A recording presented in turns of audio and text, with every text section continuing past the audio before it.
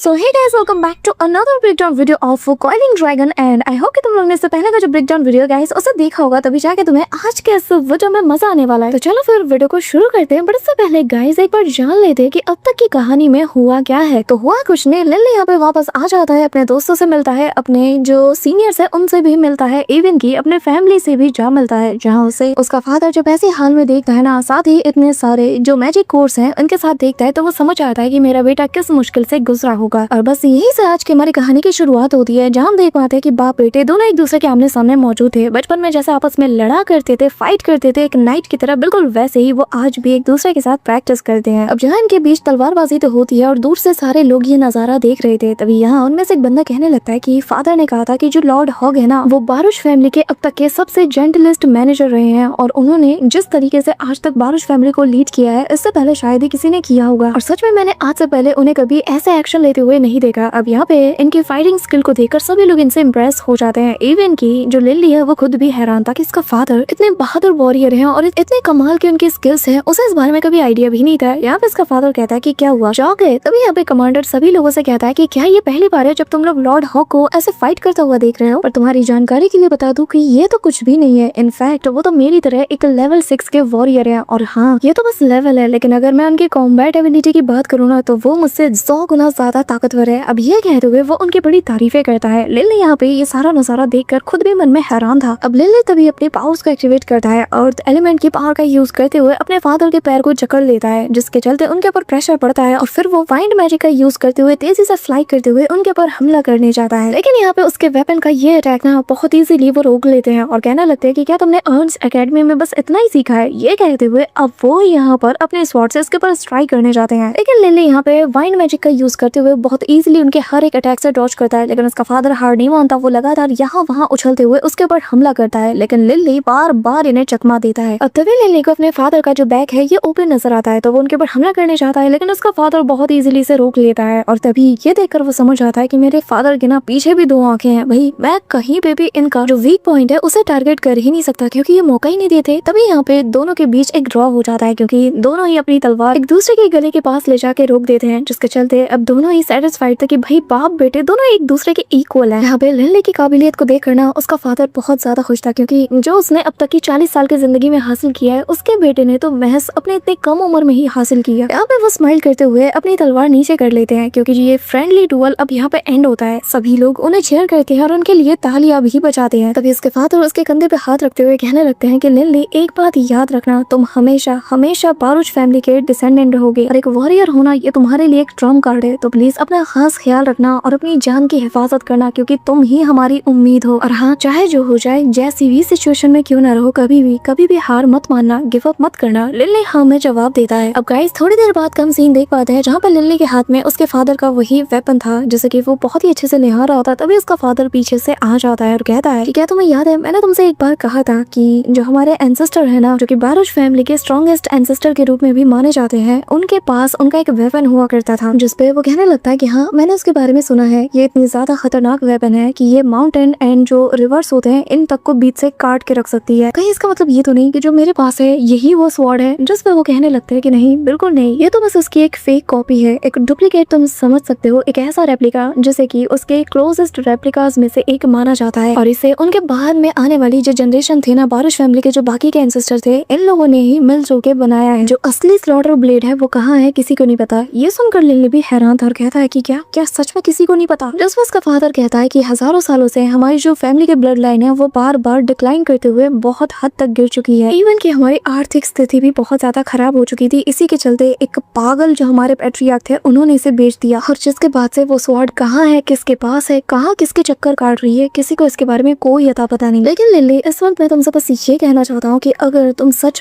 में आगे चलकर एक ग्रेट वॉरियर बनना चाहते हो और फैमिली के लिए कुछ करना चाहते हो, तो तुम्हें और भी ज्यादा हार्ड वर्क करना होगा, जिसके बाद तुम्हारे पास ये अपॉर्चुनिटी आ जाएगी कि तुम इस फिनलैंड किंगडम के नंबर 1 वॉरियर बन जाओगे, और जिसके बाद तुम हमारी फैमिली को भी लीड कर सकते हो। शायद तुम्हें मौका भी मिल जाए कि तुम उस स्वॉर्ड को ढूंढ पाओ, जिसके बाद तो तुम केपेबल भी हो जाओगे कि तुम हमारी फैमिली की जो इनहेरिटेड ट्रेजर्स है ना, उस तक को भी हासिल कर पाओ। शायद हमारी फैमिली के ऊपर ये जो धब्बा लगा हुआ है ना, तुम इसे भी मिटा सकते हो, लेकिन ये सब कुछ डिपेंड करता है तुम पे। लेकिन अगर तुम उस स्वॉर्ड को वापस नहीं ला पाए ना, तो फिर मुझे इतना पता है कि मेरे मरने के बाद भी मुझे शांति नहीं मिलेगी। यहाँ तक कि मैं मर भी जाऊँ ना, तो भी में हमारे जो एंसेस्टर है, जो कि बारुश फैमिली के लिए जिन्होंने क्या कुछ नहीं किया, जिनकी वो स्वॉर्ड थी, मैं उनसे कभी नजरें मिला ही नहीं पाऊंगा। सच में मुझे बहुत ज्यादा रिग्रेट होगा। ये जो धब्बा लगा है ना हमारी बारुश फैमिली और ब्लड लाइन के ऊपर, मुझे इसे हर हाल में मिटाना है और मैं अपने जीते जी इस काम को होते हुए देखना चाहता हूँ। अब उसके फादर की ये सारी बातें सुनकर ना लिली थोड़ा सा ना भावुक सा हो जाता है और वो थोड़ा सोचने के बाद कहता है कि फादर चिंता मत कीजिए, मैं ऐसा कभी होने नहीं दूंगा। मैं अपना पूरा जी जान लगा दूंगा और मेरा वादा है आपसे कि आने वाले 10 साल के अंदर अंदर मैं उस स्लॉटर ब्लेड को हर हाल में हमारे फैमिली के पास वापस ला के रहूंगा। आप खुद देख लीजिएगा, 10 साल, बस मुझे 10 साल दे दीजिए। अब उसकी बात सुनकर उसका फादर थोड़ा सा यहाँ सोचने लगता है और फिर उसकी तरफ देखकर कहने लगता है कि मेरे बच्चे, मुझे तुम पर पूरा यकीन है, बस मैं इतना चाहता हूँ कि तुम अपनी जान को खतरे में मत डालना। और हाँ, मुझे खुशी होगी कि अगर तुम अपने फादर के साथ यहाँ थोड़े दिन और रुको, यहाँ अपने घर अपने पिता के साथ। जिसमें लिली कहने लगता है कि पर फादर, मुझे तो काफी दिन हो चुके हैं, ऑलमोस्ट मैं आधे महीने से ज्यादा वक्त के लिए यहाँ रुक चुका हूँ और मुझे नहीं लगता कि अब मैं ज्यादा देर रुक सकता हूँ, क्योंकि मुझे जल्द से जल्द एकेडमी वापस जाना होगा। वहाँ पर जाकर मुझे प्रैक्टिस करनी है, मेरी जो क्लासेस है मुझे उन्हें भी अटेंड करना है, इसलिए मैं नहीं रुक सकता, मुझे माफ कर दीजिएगा। ये कहते हुए वो उस ब्लेड को उन्हें दे देता है और यहाँ से चला जाता है। अब गाइस, रात का सीन हो चुका था जहाँ पे हम देख पाते हैं कि जो कमांडर है उसे यहाँ पे जो लिली का फादर है वो समन करता है। अब यहाँ इतनी रात को जब उसे बुलाया जाता है ना, तो वो आते साथ ही कहने लगता है कि क्या हुआ, सब ठीक है ना, आपने इतनी रात को मुझे समन किया। जिसपे लिली का फादर कहने लगता है कि हाँ, काम ही ऐसा कुछ है कि मुझे आधी रात को तुम्हें यहाँ बुलाना पड़ा, और कहता है कि मैं बस तुम्हें ये सारी चीजें देना चाहता हूँ। अब यहाँ पे जैसे ही वो इतने सारे क्रिस्टल्स को देखता है ना, मैजिक क्रिस्टल, तो भाई इसके मतलब होश उड़ जाते हैं, क्योंकि इतने सारे जो मैजिकल क्रिस्टल कोर्स है ना, ये उसने आज तक नहीं देखा था, वो भी इतने सारे एक साथ एक जगह पर। तभी वो कहता है कि क्या सच में, इनसे तो फिर हमारी सारी परेशानी दूर हो जाएगी। जिस पे वो बताने लगते हैं कि हाँ, इसके जरिए से मैं चाहता हूँ कि तुम वार्टन की जो ट्यूशन फी है उसमें थोड़ा उसकी हेल्प करो। इससे हमारे किंगडम का तो भला नहीं होगा, लेकिन हमारे कुछ हालात अच्छे हो सकते हैं और साथ ही हम कुछ लोगों की मदद भी कर सकते हैं, और जो फैमिली के एक्सपेंसेस है उसमें भी काफी राहत हो जाएगी। ये कहते हुए वो उसके पास जाता है, उसके कंधे पे हाथ रखता है और कहने लगता है कि मैं बस इतना चाहता हूँ कि अब से तुम लिली और वार्टन इन दोनों का ख्याल रखो, मैं इनकी जिम्मेदारी तुम्हारे कंधे पे सौंपता हूँ। ये कहते हुए वो यहाँ से जाने लगते हैं। जो सुनकर इसके होश उड़ चुके थे कि आखिर ऐसा ये क्यों कह रहे हैं, ये तो तभी कहते हैं जब या तो ये कैसल छोड़ के जा रहे हो किसी मिशन को अंजाम देने के लिए जिससे वापस लौटने की कोई उम्मीद नहीं, पर यहाँ इस वक्त तो कोई भी मिशन नहीं है। तो वो हैरानी के साथ कहता है कि पर क्यों, प्लीज मुझे बताइए। अब ये सुनकर लिली का फादर रुक जाता है और लंबी सांस लेते हुए कहने लगता है कि बीते सालों में मैं हमेशा बस लिली के बारे में सोचता आया था कि आखिर वो क्या करेगा, कैसे आगे बढ़ेगा, लेकिन अब मुझे असली सवाल का जवाब चाहिए। ये कहते हुए वो बहुत ज्यादा गुस्से में आ जाता है और कहता है कि मुझे पता लगाना होगा कि आखिर वो रियल मर्डरर कौन था उस वक्त, मुझे लीना के कातिल का पता लगाना ही होगा। मैं अपने बेटे को अपनी माँ की मौत का बदला दिला के रहूंगा, मैं ऐसे चुप नहीं बैठ सकता, मुझे हर हाल में उसका पता लगाना ही होगा। ये कहते हुए वो अपनी मुट्ठी को टाइट करने लगते हैं और कहने लगते हैं कि हाँ, मैं ही सिर्फ ये काम अंजाम दे सकता हूँ। और फिर वो कहने लगता है कि हिलमैन, उम्मीद करता हूँ कि तुम मेरी इस इच्छा को पूरा जरूर करोगे और मेरे बाद मेरे बेटों का ख्याल जरूर रखोगे। अब तभी यहाँ से वो चले जाते हैं। अब गाइस सीन शिफ्ट होता है और हमें कुछ दिनों बाद की कहानी दिखाई जाती है, जब हम लिली को देख पाते हैं जो कि अभी भी उसी तलवार के बारे में रिसर्च कर रहा था, यानी कि वही जो स्लॉटर ब्लेड है उसके बारे में रिसर्च कर रहा था। यहाँ पे जो उसका सेकंड ब्रदर है वो भी मौजूद था और उसकी बातें सुन रहा था। और लिली कहने लगता है जिस स्वॉर्ड की बात फादर कर रहे थे ये तो न जाने कितने कितने सदियों से मिला ही नहीं, और सच में मुझे तो अब शक हो रहा है कि क्या ये यहाँ हमारे इस होली अलायंस में मौजूद भी होगा या नहीं, या फिर इससे बाहर कहीं और मौजूद होगा, क्योंकि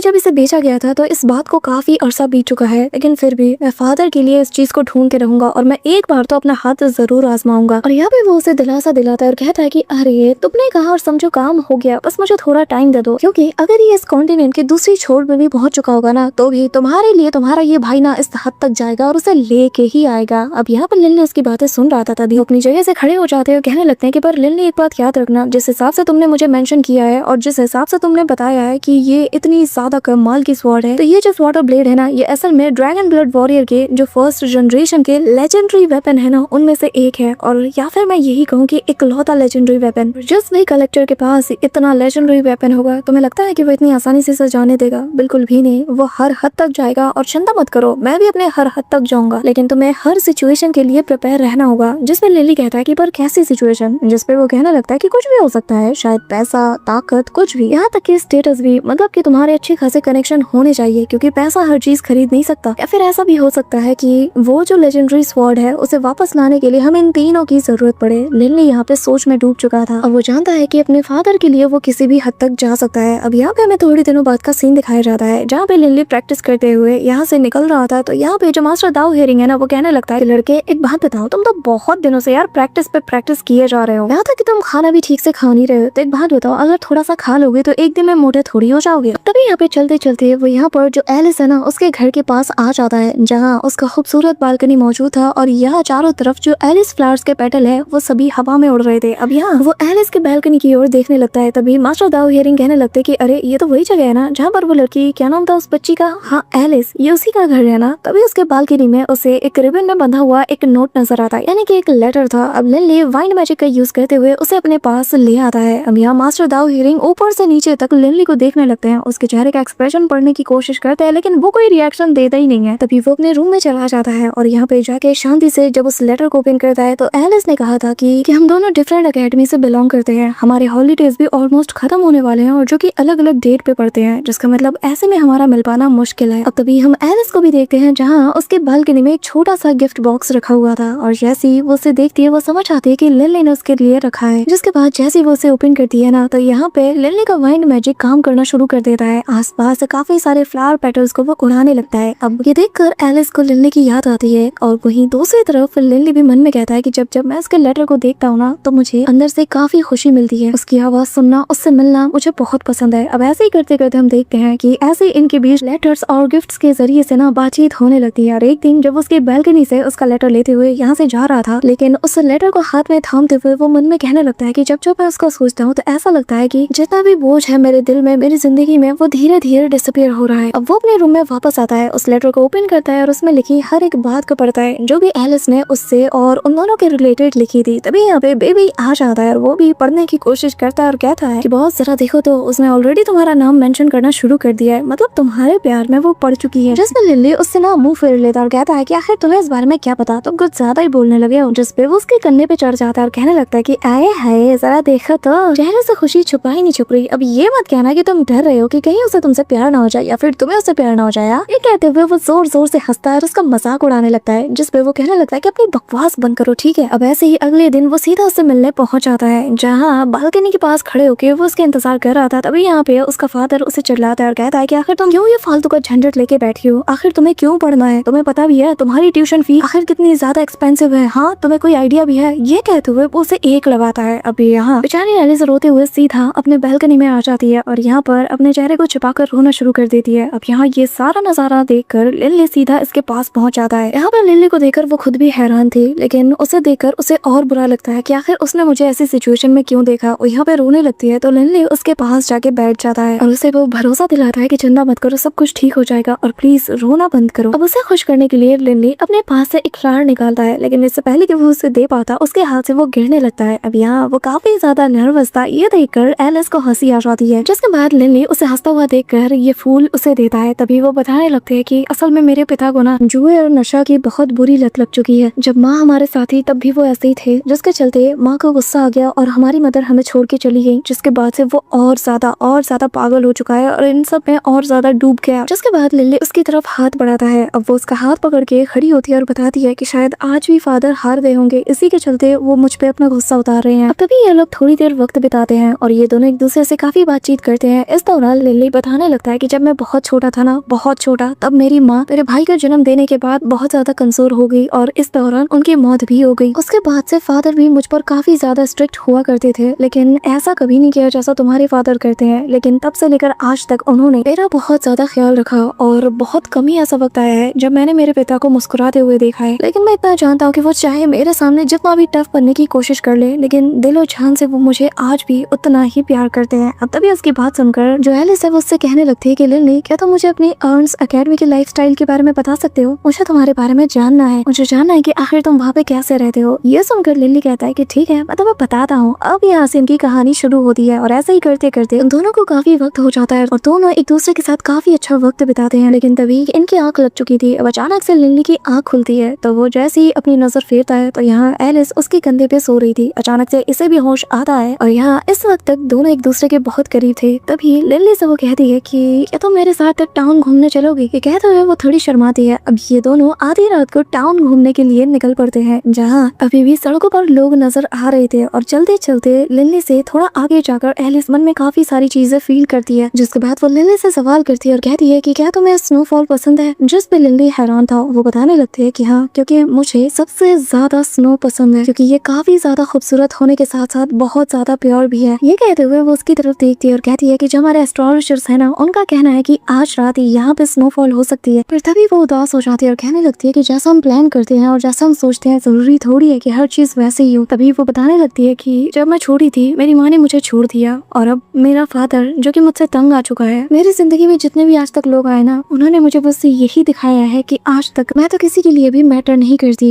ना मेरी फीलिंग्स ना कुछ और। बिल्कुल वैसे ही जैसे कि इस बात की कोई गारंटी नहीं कि आज यहाँ पे स्नोफॉल होगा, है ना। अब यहाँ पे वो थोड़ी उदास थी। तभी लिली कुछ सोचता है और अगले ही पल यहाँ पे चारों तरफ बर्फबारी होने लगती है। तभी लिली उससे कहता है कि जिंदगी अनप्रिडिक्टेबल है, हम किसी भी मोमेंट किसी भी लम्हे को कभी भी प्रोटेक्ट नहीं कर सकते। अब तभी वो जैसे इसकी तरफ मुड़ती है तो वो वहाँ पे जो वाइन फॉर्मेशन है उसको देख लेती है, जो कि धीरे धीरे डिसअपीयर हो जाता है और वो समझ आती है कि ये सब कुछ लिली का ही किया धरा है। अब यहाँ पे ये चीज उसके दिल को इतनी ज्यादा छू जाती है कि वो इमोशनल हो जाती है और बर्फ को ऐसे हाथ से ना ऐसे पकड़ते हुए कहने लगती है कि लिली एक बात बताओ, क्या तुम मुझे हमेशा प्रोटेक्ट करोगे? जिस पे लिली हाँ में जवाब देता है। ये सुनकर एलिस सीधा उसके गले से लिपट जाती है, जिसके बाद ये दोनों किस करते हैं और दोनों ही फिर साथ में थोड़ा सा क्वालिटी टाइम स्पेंड करते हैं। इसी के साथ इनकी जिंदगी में भाई प्यार ने दस्तक दे दिया था और अब इनकी जिंदगी एक दूसरे के ख्यालों में ज्यादा गुजरने लगती है। लिली अपने क्लासेस में भी एलिस को ही याद करता है और एलिस के भेजे गए लेटर्स ना वो हमेशा अपनी किताबों के बीच में रखा करता था। साथ में हमेशा अपने पास एक एलिस फ्लावर भी रखता था, जो कि उसे हमेशा उसकी याद दिलाता है। लेकिन इसका मतलब ये नहीं कि एलिस और लिली दोनों पढ़ाई से डिस्ट्रैक्ट हो चुके हैं। दोनों अपनी स्टडीज भी बहुत ही अच्छे से कर रहे थे और इस दौरान लिली जब भी प्रैक्टिस करता है या अपने दोस्तों के साथ होता ना, तो उसे एलिस की कमी हमेशा फील होती है। लेकिन जब जब वो थोड़ा थक जाता तो यहाँ एलिस फ्लावर जो कि इसके साथ हमेशा रहता है, जैसे वो उसे देखता है तो उसे ख्याल आता है कि जैसे एलिस कह रही हो कि लिली तुम हार नहीं मान सकते। अब यहाँ पे दोनों डिफरेंट एकेडमी से बिलोंग करते हैं तो जाहिर है दोनों रोज एक दूसरे से मिल नहीं सकते, पर एलिस उसके लिए हमेशा लेटर्स लिखा करती थी और लिली इन्हें अकेले में पढ़ता था। लेकिन एक दिन इनके भाइयों को ना पता चल जाता है, वो उससे पूछने लगते हैं लेकिन वो कुछ भी नहीं बताता। अब फाइनली अपनी स्टडी से ब्रेक निकाल कर दोनों एक दूसरे से मिलने के लिए जाते हैं। अब इस दौरान लिली उसके लिए ना